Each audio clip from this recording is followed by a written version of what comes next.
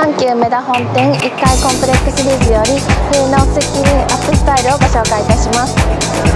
まずはじめに襟足で1つに束ねていただきます。そのまままっすぐ上にねじり上げていただきます。そうしましたらこちらの山が出てまいりますので、タルトフォームですね、柔らかな樹脂になっておりますので頭皮に負担がかかりにくく、日本人の頭にフィットするような形状になっております。こちらを裏向きに双葉をすくっていただきましたら、足を軸に倒して頭に沿わせてずっと奥まで差し込んでいただきます。で、反対側の毛先をこちらのデザートクリップです。足が長くバネが強力になっております。毛先を軽く押さえていただくだけで簡単にしっかりとまとめていただくことができます。少し華やかなお席に向けてこちらのイージーフォームを毛束に沿わせるように差し込んでいただきますとボリュームアップしますので、華やかな